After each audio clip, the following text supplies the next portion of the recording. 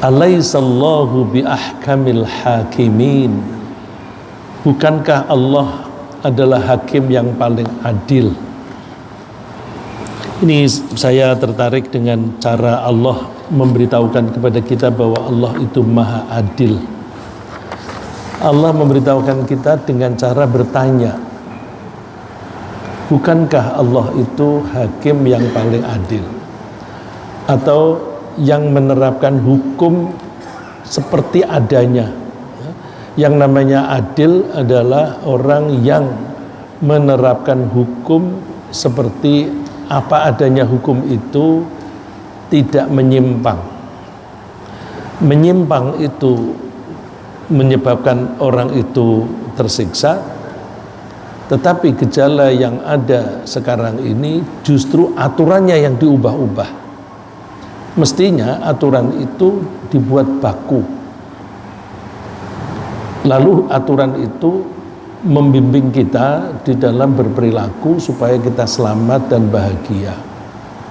Jadi kita manusia yang menyesuaikan diri dengan aturan itu. Tapi yang terjadi sekarang, aturannya yang diubah-ubah menyesuaikan dengan perilakunya. Sedangkan perilakunya itu mengikuti hawa nafsu. Kalau aturan mengikuti hawa nafsu itu namanya jahiliyah. Jadi kalau ada umat zaman dahulu disebut umat jahiliyah, bukan karena mereka bodoh. Abu Jahal itu dulu disebutnya Abul Hakam. Abul Hakam, orang yang sangat bijaksana karena dia masih muda dan cerdas sekali. Dan orang yang cerdas itu dihormati di sana. Dan mereka itu bersemangat dalam berlomba-lomba memproduksi syair-syair yang indah. Membuat syair yang indah itu tidak mudah, karena message-nya, pesannya nyampe dengan menggunakan susunan kalimat yang indah. Itu tidak mudah. Jadi berarti orang-orang zaman dulu itu cerdas. Tapi kenapa disebut jahiliyah? Jahiliyah itu bodoh. Disebut jahiliyah karena mereka menerapkan hukum sesuai dengan hawa nafsu. Hawa nafsu itu selera. Jadi kalau mereka kepingin membunuh seseorang, ya bunuh aja. Peraturannya yang direkayasa. Ya, seperti ketika mereka memutuskan bersama. Kalau di sekarang ini diputuskannya di DPR. Tapi zaman itu antara DPR, lembaga legislatif dan eksekutif itu campur jadi satu. Ya, karena di Darun Nadwah itu mereka yang membuat peraturan dan mereka juga yang mengeksekusi. Ya. Trias politika belum ada, belum diterapkan di sana. Ya. Lalu mereka ketika memutuskan akan membunuh Nabi Muhammad, mereka mempelajari hukum adat. Kalau ada seseorang dari kabilah A membunuh seseorang dari kabilah B, maka kabilah B berhak membalas. Balasannya itu tergantung siapa yang dibunuh. Kalau yang dibunuh itu pimpinan, maka balasan itu terhadap pimpinan. Jadi ukurannya siapa yang dibunuh. Kalau Al-Quran, siapa yang membunuh.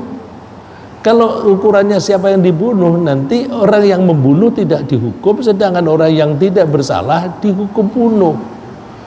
Nah, itu mereka sesuai dengan selera mereka sendiri, maka disebut jahiliyah. Jadi kalau dulu zaman jahiliyah, sekarang peraturan-peraturan itu mengikuti hawa nafsu, berarti sekarang kita kembali kepada zaman jahiliyah. Nah, kita diingatkan oleh Allah, bukankah Allah itu maha adil? Kalau Allah bertanya, bukankah Allah itu maha adil, yang seadil-adilnya, berarti Allah bukan berasumsi ya. Kalau berasumsi itu kan memperkirakan sesuatu yang perlu dibuktikan. Allah itu mengetahui bahwa kita itu sudah tahu.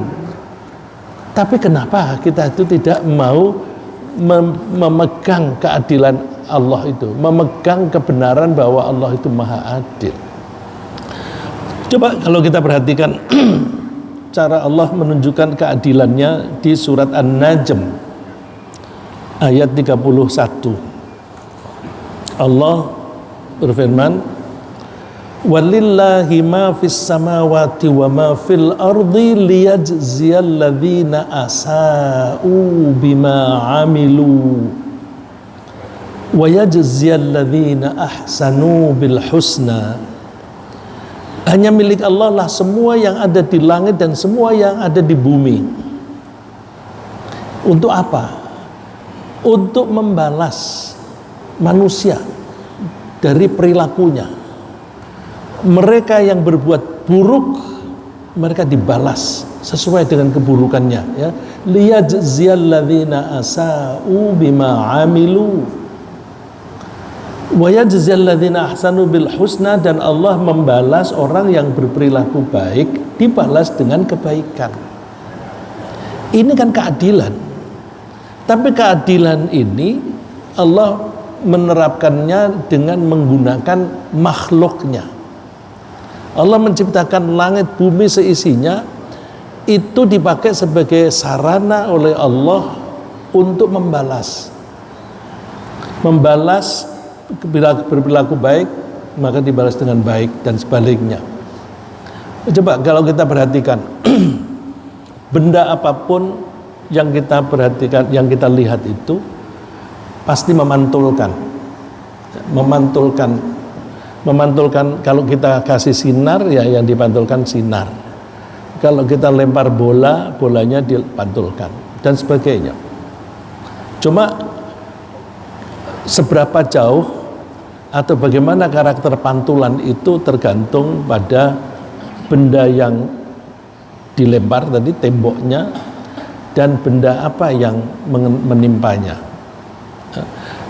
Kalau misalnya tembok atau barang yang dilempar itu adalah cermin, kemudian yang dilempar ke situ adalah sinar, maka kembalinya itu sangat maksimal, ya, hampir 100%.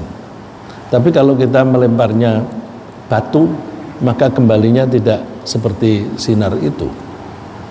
Tapi kembali, nah ini harus kita pelajari bahwa Allah menerapkan pantulan itu tidak hanya pada materi. Allah juga menerapkan itu pada roh kita. Kalau saya berbicara kasar kepada Pak Andi, Andi punya roh. Kalau saya berkata kasar, merendahkan dia, dia akan bereaksi. Reaksinya buruk kepada saya, karena yang saya lemparkan kepada Pak Andi itu buruk, dipantulkan kepada saya.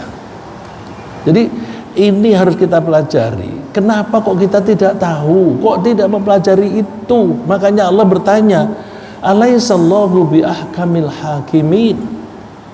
Maka kalau kita berbuat dosa, pasti akan kembali ke kita. Coba berdagang. Orang berdagang bohong. Bohong itu menyakiti hati orang lain. Kenapa?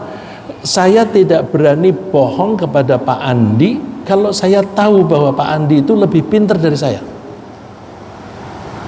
Nggak mungkin saya membohongi dia kalau saya tahu bahwa dia lebih ngerti dari saya. Jadi ketika saya bohong kepada Pak Andi, itu ada di benak saya menganggap Pak Andi itu lebih bodoh dari saya. Bodoh itu Pak Andi, makanya saya tipu. Nah, kata lain dari tipuan itu kan dibodohin aku oleh saya, dibodohin. Artinya dianggap bodoh. Tentu dia akan membalas, memantulkan. Membalasnya kalau saya ini berdagang, dia nggak mau lagi beli dari saya. Kalau saya menyampaikan pelajaran, misalnya saya mencoba mengartikan suatu ayat, saya bohong. Nanti lain kali orang-orang tidak mau mendengarkan saya lagi, karena informasi yang saya sampaikan itu buruk, maka saya dibalas dengan keburukan. Oleh karena itu kita mesti berperilaku baik, karena perilaku kita itu akan berbalik kepada kita sendiri. Dari situ kita bisa memahami in ahsantum li anfusikum. Kalau kamu berbuat baik itu sebenarnya kamu berbuat baik untuk dirimu sendiri. Ya, karena ketika kita berbuat baik itu akan dipantulkan kembali dengan menggunakan mekanisme yang ada di alam raya ini. Nah, alam raya ini yang menciptakan Allah, maka mekanisme yang nempel pada setiap benda itu yang menciptakan juga Allah. Nah, mekanisme ini disebut sunnatullah. Disebut sunnatullah. Mekanisme ini baku, nggak pernah berubah. Kalau Allah sudah memutuskan bahwa benda yang berasal dari bumi harus berada di bawah, Allah sudah memutuskan begitu. Wal ardo wada'aha lil anam. Allah meletakkan bumi di bawah. Lil anam, untuk apa? Untuk kepentingan manusia. Jadi Allah membuat gravitasi itu untuk kepentingan manusia. Gravitasi itu mekanisme yang dibuat oleh Allah. Ini namanya sunnatullah. Sunnatullah itu isinya apa? Qada dan qadar. Ya, takdir itu dari qadar. Qadar, qudrah itu artinya kekuasaan Allah. Takdir itu artinya implementasi dari kekuasaan Allah. Jadi kalau Allah punya kekuasaan, bagaimana dong cara menerapkannya? Nah, cara menerapkannya itu namanya takdir. Ya, kalau kita memperhatikan wasyamsu tajri limustaqarrin laha, dzalika taqdirul azizil halim. Ya, wasyamsu tajri limustaqarrin laha. Matahari itu berjalan di garis edarnya, nggak menyimpang. Itulah takdir yang diciptakan oleh Allah yang maha perkasa. Oh, jadi takdir itu berjalannya matahari di garis edarnya. Ini berarti mekanisme yang dibuat oleh Allah dalam menciptakan segala sesuatu. Bahwa segala sesuatu itu memantulkan, itu mekanisme yang dibuat oleh Allah. Itu juga takdir, cara Allah menerapkan atau mengaplikasikan kekuasaannya. Nah, ini secara umum, ya, secara global, secara general, Allah menyebut walillahi ma fis samawati wa ma fil ardi liyajziyal ladzina asa'u bima 'amilu wa yajziyal ladzina ahsanu bil husna. Jadi Allah itu memiliki semua, menciptakan dan memiliki semua yang ada di alam raya ini, dan itu digunakan untuk membalas. Cuma di mekanisme yang ada di dunia ini kadang-kadang masih bisa dihindari oleh manusia. Karena setiap ada aturan, di situ tuh ada loopholes. Loopholes itu celah-celah yang bisa dipakai untuk nerobos. Jangan lupa Allah mempunyai alam yang satu lagi, alam akhirat. Kalau ada orang bisa menghindar dari hukuman yang ada di alam raya ini, di dunia ini, nanti akan diimplementasikan di akhirat. Nggak bisa tidak. Jadi kita itu mesti mempelajari keadilan yang sudah diterapkan oleh Allah. Untuk kita pelajari, aku harus berperilaku adil. Adil itu apa sih? Adil itu keseimbangan. Kalau kita sholat i'tidal, i'tidal itu berdiri tegak. Orang kalau berdiri tegak itu seimbang. Oleh karena itu i'tidal itu berdiri tegak disebut i'tidal karena dia berdiri tegak sehingga seimbang. Dan Allah menciptakan kita juga seimbang, memberi kita dua tangan yang sama, ya, sehingga bisa seimbang, memberi kita mata dua dan sebagainya. Keseimbangan itu ada kalanya menjadi satu di dalam diri seseorang atau di dalam satu benda, tapi ada kalanya keseimbangan itu adanya di dua benda yang berkaitan, pria dan wanita, ya, pria dan wanita.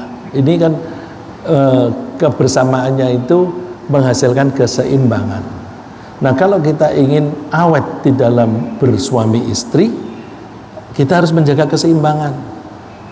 Nggak bisa kita tidak menjaga keseimbangan. Nah, surat Yusuf yang dibaca oleh imam kita tadi, itu kan memberikan kesan laqad kana fi Yusuf wa akhih, cerita tentang Yusuf dan saudara-saudaranya, wa ikhwatihi, Yusuf dan saudara-saudaranya itu ada pelajaran.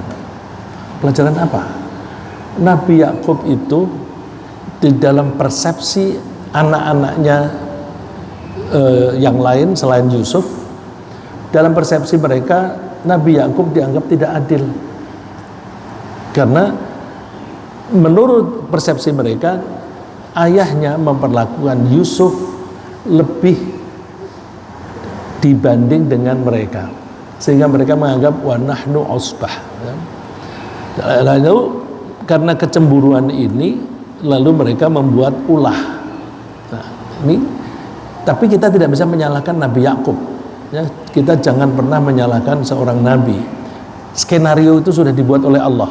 Ya, skenario itu, masya Allah, sampai Allah menyebut surat Yusuf itu, di dalam surat Yusuf, aku akan menceritakan kepadamu ahsanal qasas, cerita yang paling bagus, kisah yang paling bagus.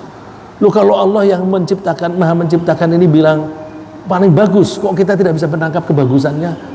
Ya gimana? Tapi tentu kita tidak bisa menangkap 100%, tetapi kita bisa menangkap semua kejadian yang diutarakan oleh Allah. Sampai suratnya itu panjang, hampir seluruhnya itu cerita tentang Nabi Yusuf.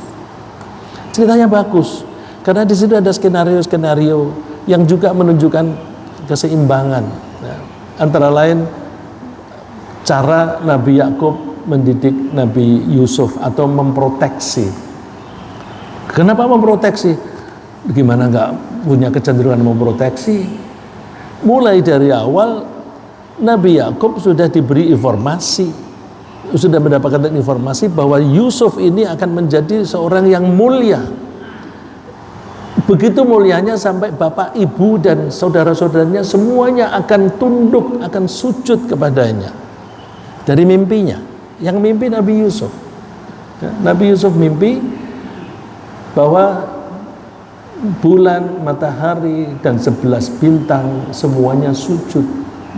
Bapaknya Nabi Yakub itu diberi ilmu oleh Allah tentang bagaimana menafsirkan mimpi. Dan tafsirannya dia itu tepat. Dia memberitahukan di surat Yusuf itu tidak diterangkan detail, tetapi kita bisa menangkap bahwa beliau menerjemahkan mimpi itu detail sekali kepada Nabi Yusuf. Nah, karena Nabi Yakub ini sudah memahami bahwa mimpi ini dari Allah dan ini akan terjadi, maka dia memproteksi Nabi Yusuf lebih daripada yang lain. Karena bagaimana tidak diproteksi? Ini calon orang yang mulia, ini calon orang yang mulia, kan dijaga supaya jangan sampai ada yang membunuh dia, jangan ada yang melukai dia dan sebagainya. Nah, ini menyebabkan ketidakseimbangan antara satu anak dengan anak yang lain. Nah, oleh karena itu kita mesti menjaga keseimbangan ini. Seorang arsitek, teknik, insinyur sipil paham itu, lebih paham dari kita umumnya. Kalau membuat bangunan, tiang mesti yang tegak lurus. Nah, terus kalau misalnya tiang dibuat miring, maka dibuat bertemu yang sehingga menjadi keseimbangan dan sebagainya. Nah, itu lahiriah. Lalu kita bawa kepada yang rohaniah, ya, bahwa apapun yang kita lakukan akibatnya akan menimpa diri kita sendiri. Bahkan Rasulullah mengatakan bahwa ada 3 hal yang hukuman itu dipercepat. Hukuman itu dipercepat. Antara lain ingkar janji. Orang ingkar janji itu hukumannya dipercepat. Saya berbisnis ingkar janji, saya akan membayar hutang pada tanggal 25 misalnya, tapi saya mengingkari. Itu langsung impactnya itu seketika itu juga. Atau misalnya saya membuat barang dipesan oleh orang ini eksportir akan ekspor barang yang dipesan dari saya untuk dia ekspor ke Amerika. Kapalnya akan datang pada tanggal 27, maka tanggal 26 harus sudah masuk. Saya janji tanggal 25 sudah siap. Ternyata tanggal 25 tidak siap. Terus orang itu pembeli tidak bisa mengekspor. Karena tidak bisa mengekspor, dia diklaim oleh pembelinya yang sudah janji bahwa aku akan membeli ini perjanjian dan sebagainya. Kalau tidak dilaksanakan maka ada penaltinya. Penalti itu hukuman. Bukan hanya penalti itu aja, lain kali dia tidak laku. Dan orang pembeli ini, calon pembeli ini akan memberitahu kepada orang lain, akhirnya dia tidak laku. Nah, ini ada beberapa dosa. Menurut Rasulullah ada 3 dosa yang hukumannya itu dipercepat di dunia, tidak usah menunggu di akhirat. Nah, itu saya bercerita lebih jauh, detailnya suatu saat insya Allah kita bisa membahas yang 3 hal tadi. Ya. Nah, supaya kita bisa fokus ke keadilan ini, mari kita lihat lagi. Keadilan Allah itu tepat. Karena apa? Allah itu menciptakan segala sesuatu apapun pasti dihitung. Pasti dihitung, dan hitungannya Allah cepat dan tepat. Yauma yab'atsuhumullahu jami'an fayunabbi'uhum bima 'amilu. Besok kelak di akhirat itu manusia semuanya akan dibangkitkan dan diberitahukan apa yang mereka telah lakukan selama hidup di dunia. Kok diberitahukan? Bukankah yang menjalani kita? Iya, kita itu menjalani tetapi kita lupakan. Ya, kita lupakan atau kita lupa. Ahsahullahu wa nasuh. Allah itu menghitung terus. Coba kita lupa. Nah, contoh yang paling gampang yang matre. Kita ini tahu-tahu sendi-sendi sakit semua. Diperiksakan, ini asam uratnya tinggi. Tinggi. Aku padahal sudah hati-hati. Nanti dulu, coba kamu makannya apa saja. Lah itu yang kamu makan. Setiap makanan yang kita masukkan ke dalam perut kita itu dihitung oleh Allah. Berapa kalori, gizinya berapa dan sebagainya, itu dihitung. Kandungan asam uratnya itu juga dihitung oleh Allah. Kita nggak pernah ngitung aja nggak bisa kita, apalagi mengingat. Tahu-tahu lah sakit asam urat. Nah, ini banyak orang tahu-tahu masuk neraka. Loh, kok saya masuk neraka? Saya kan rajin sholat. Iya, coba deh lihat sholatmu, lihat dosamu. Terus makanya fayunabbi'uhum bima amilu. Allah yang memberi penjelasan, Allah yang menceritakan. Ini loh amalmu. Ahsahullahu wa nasuh. Allah itu menghitung, cuma manusia itu pada lupa. Ahsah itu sama dengan adda, menghitung. Wa nasuh dari kata nasya, yansa, lupa. Wallahu ala kulli syai'in syahid. Sedangkan Allah itu maha menyaksikan atas segala sesuatu. Nah, kalau segala sesuatu itu dihitung oleh Allah, ya pasti keadilan itu tepat sekali. Tepat. Karena ya seperti tadi asam urat, yang keseimbangan yang baik itu kandungan asam urat itu maksimum sekian. Begitu dilampaui itu berarti melanggar keseimbangan. Keseimbangan itu tidak harus berarti 50-50. Ya. Kalau kita menjaga keseimbangan terhadap anak-anak yang TK, SD, SMP, SMA, uang sakunya beda. Ya. Kenapa beda? Kebutuhannya beda, kehati-hatiannya juga beda dan sebagainya. Maka keadilan itu kadang-kadang tidak harus berupa 50-50 ya, karena sesuai dengan kebutuhan. Terus cuma Allah ini Maha Penyayang. Kalau kesalahan, kalau keburukan yang dilakukan, maka balasannya setimpal. Tapi kalau keperbuatan yang baik dibalas yang setimpal plus, ya, setimpal plus. Jadi keadilan Allah itu kita bicaranya begini. Kalau kalau ada seseorang berbuat buruk satu misalnya, maka Allah membalas dengan satu. Kalau seseorang berbuat baik satu, maka Allah akan membalas satu. Adil. Tapi Allah itu adil plus, adil dan Maha Penyayang. Maka satu ini ditambah. Jadi keadilannya tidak hilang. Oh, ini kan nggak adil, yang ini ditambahin enggak. Ini memang ini karena ditambahnya karena Allah itu penyayang. Kalau siksaan itu ditambah, itu berarti Allah mengurangi hak orang ini. Ya, coba perhatikan ayat ini. Fa ammal ladzina amanu wa 'amilus shalihat. Adapun orang yang beriman dan beramal soleh, fayuwaffihim ujurahum, maka Allah itu memenuhi pahala mereka. Dipenuhi. Yang saya tadi bilang, 1 kasih 1, 10 kasih 10. Tapi wayaziduhum, dan Allah menambah min fadlih, dari karunia-Nya. Ya, dengan demikian kita bisa menangkap Allah itu Maha Adil, dan ditambah lagi Allah itu Maha Penyayang, sehingga yang perbuatan yang baik itu bisa dilipat gandakan, tapi yang perbuatan yang buruk itu seperti apa adanya. Nah, dengan demikian karena Allah itu Maha Adil, Allah itu yang menciptakan alam raya ini. Kalau Allah menciptakan alam raya, berarti alam raya ini mengikuti hukum keadilan. Ini yang saya suka mengatakan, bahwa kalau ada seseorang itu mempunyai karakter tertentu, maka kalau orang itu melakukan apapun, di tindakan dia pasti ada jejaknya. Nah, kalau saya ini orang yang ceroboh, maka ketika saya melepaskan sandal sebelum masuk masjid, saya ceroboh.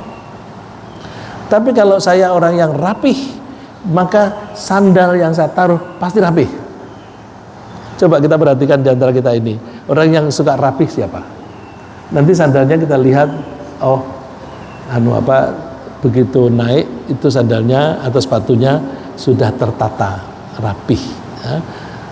Sandal atau sepatu, karena ada Pak Dadang yang selalu pakai sepatu, kan? Nah, itu para ibu lihat dapurnya rapih nggak? Nah, kalau itunya nggak rapih, lihat aja lemarinya pakaian, nanti kan berantakan juga. Jadi kalau orang itu rapih, apapun yang dilakukan di situ ada jejak kerapihannya. Allah itu Maha Penyayang, maka apapun yang dilakukan oleh Allah pasti ada jejaknya, jejak karakter Allah. Saya kasih contoh, Allah itu Maha Penyayang, maka apapun yang dilakukan oleh Allah di situ ada kasih sayang. Kita saja yang tidak paham. Ya? Ketika Allah memberi karena sayang, dan ketika Allah tidak memberi karena sayang. Ya, yang tempoh hari saya kasih contoh, cacing tidak diberi mata, cacing tidak diberi tulang, karena apa? Kasih sayang Allah. Kalau dia dikasih mata, kasihan itu, hidupnya di tanah, nanti kelilipan terusan, nggak usah. Dan kamu untuk apa mata? Mata itu kan kita bisa melihat kalau ada ruang kita bisa baca. Kalau kita tidak kasih ruang, nggak bisa baca. Cacing itu nggak ada ruangnya, jadi nggak usah. Kalau cacing ada tulang, dia nggak bisa fleksibel di tanah. Jadi ketika Allah tidak memberi karena sayang, Allah memberi banyak karena sayang, Allah memberi sedikit karena sayang. Kita diberi oksigen melimpah ruah karena sayang. Kita diberi air tidak semelimpah oksigen. Enggak, jangan banyak-banyak deh. Karena kalau terlalu banyak melimpah, banjir. Kita mau hidup di mana? Tapi oksigen, karena kita tidak bisa tanpa oksigen dalam, anggaplah misalnya dalam 5 menit atau dalam 10 menit, mati orang itu. Jangan sampai mati. Jadi dibuat melimpah ruah. Kita mau lari kemana saja, oksigennya yang mengikuti kita, yang mengejar kita. Sayang. Kita tidak bisa melihat jin, tidak bisa melihat hantu, karena Allah sayang. Coba kalau ada hantu berkeliaran, kita takut. Ya, jadi Allah itu melakukan apapun di situ pasti ada jejak karakternya. Kalau Allah itu adil, dimanapun apapun yang dilakukan oleh Allah di situ pasti ada keadilan. Karena semuanya di alam raya ini semuanya adil seimbang, kita harus menyesuaikan diri dengan keseimbangan itu. Kita harus adil. Kalau kita tidak adil, hancur. Ya, kalau orang bisnis, kita harus selalu menyesuaikan diri dengan perkembangan di lingkungan. Kalau kita tidak menyesuaikan diri dengan lingkungan, hancur kita. Nah, ketika orang-orang pada makin miskin, banyak orang kehilangan pekerjaan karena krisis moneter. Orang duitnya tidak banyak. Kalau jual mobil yang besar-besar, yang mewah-mewah, kurang laku. Maka ada mobil ceria yang kecil. Dulu kan ada mobil ceria. Tapi ketika kemakmuran bertambah baik, ceria nggak laku lagi. Ya. Kalau kita mau jual pisang goreng, di mana jualnya? Kalau di tempat yang, ya mungkin kalau di sini kalau yang murahan gitu nggak begitu laku. Ya. Karena orang-orang yang duitnya banyak maunya yang rasanya lebih enak. Dan yang rasanya lebih enak itu mahal biayanya.